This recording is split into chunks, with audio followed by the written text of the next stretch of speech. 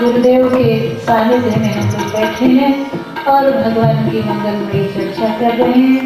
तो आइए चलते हैं श्री किशोरी जी की उसी फुलवारी में जहाँ रहता है 12 मास बसंत और निरंतर उजास रहती है, बिना चंदा के ही उजियारी जहाँ चमकती है। ऐसी अद्भुत वो दुनिया है, ऐसी अलौकिक वाटिका। जैसे आज शरद पूर्णिमा है ना, तो आज के दिन जो यमुना तट पर जो कुछ भी हुआ था वहाँ कुछ लौकिक थोड़े ही था, वहाँ तो यमुना जी भी अलौकिक थी और वो यमुना जी का तट भी अलौकिक था, रात भी अलौकिक थी। कुछ भी साधारण सामान्य नहीं था। वैसे ही किशोरी जी की इस वाटिका में भी ये इतनी रसीली वाटिका है। जहाँ बिन चंदा उजियारी बरस, बिन चंदा, अद्भुत ये है, बिना तार जहाँ कमल खिलाए, तेहि चढ़ी हंसा के निकले, बिनु चंदा उजियारी बरसे, जहाँ का चंदा नजर करे, रस गगन गुफा में अझर झरे, रस गगन गुफा अझर झरे, रस गगन गुफा में अझर झरे।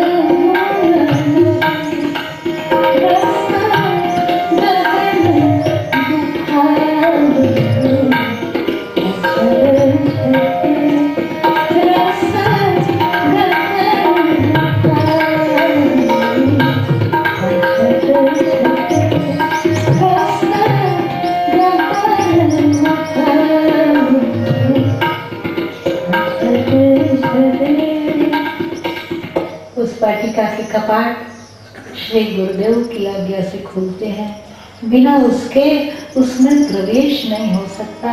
आइए चलते हैं उसी वाटिका में जहाँ श्री प्रिया प्रियतम की नित्य मनोहारी लीला चल रही है। समय जानी गुरु आयस पाई, समझ जानी गुरु, समय जानी गुरु आयस पाई।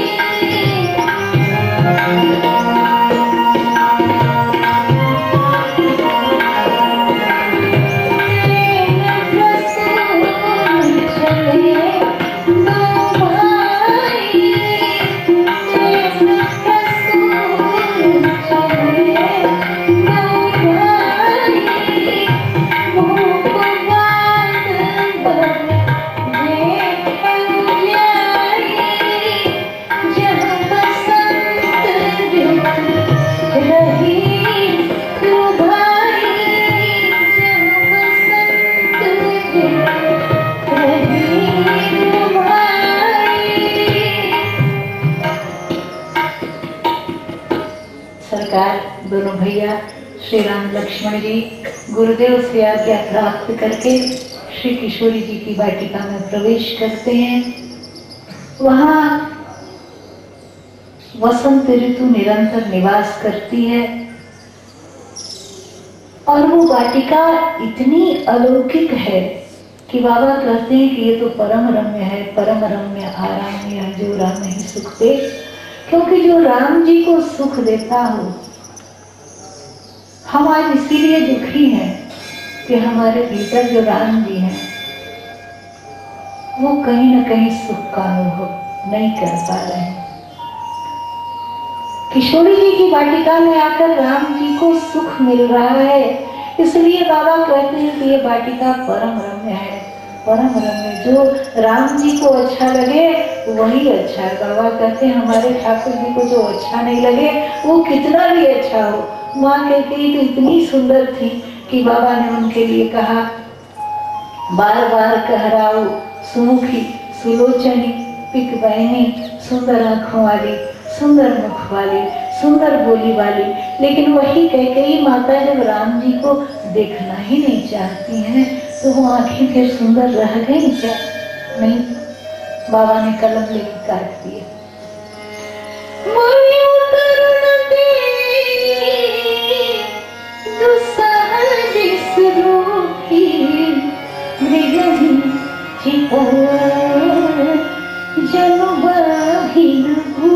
अरे ये तो भूखी बागिन की आंख है।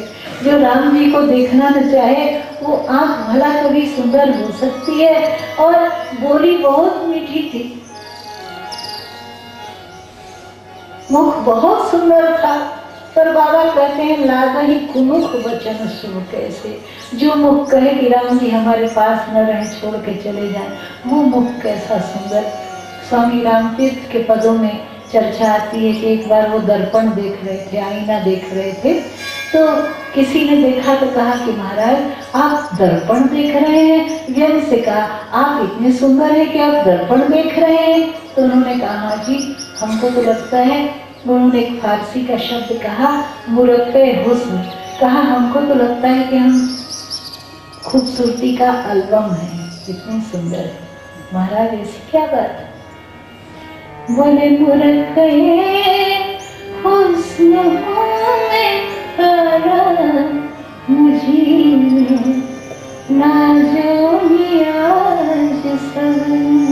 हमको तो लगता है कि हम बहुत सुंदर हैं। क्यों? मुरक्के हुस्न में तारा मुझे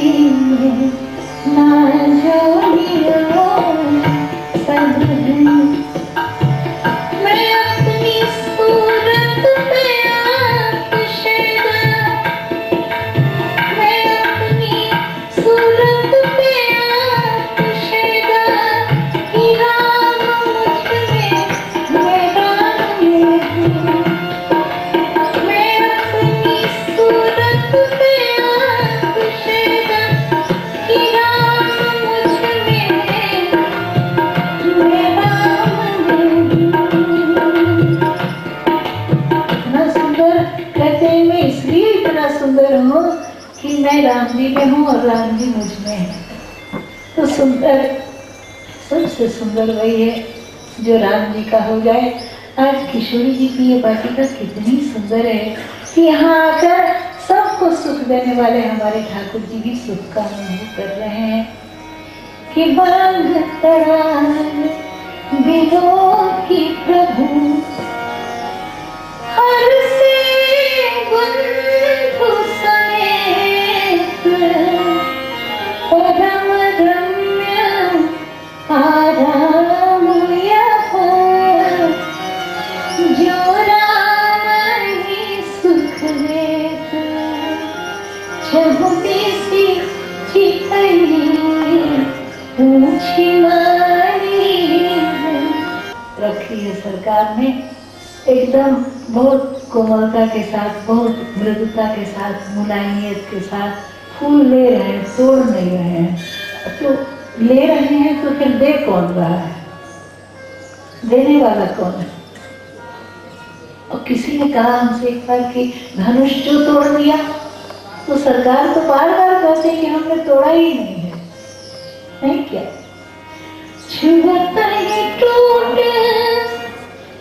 पिनाक पुराना, छुअता ही टूट पिनाक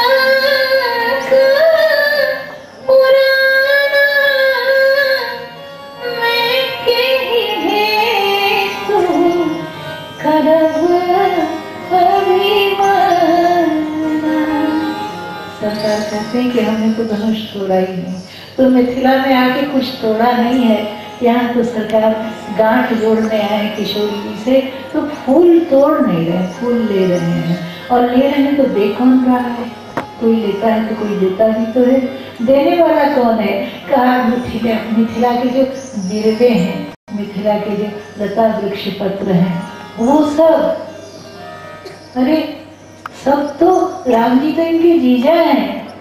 किशोरी जी धरती की बेटी हैं, तो जितने वृक्ष हैं सब किशोरी जी के भाई हैं ना। जितनी लताएं हैं सब किशोरी जी की बहन है।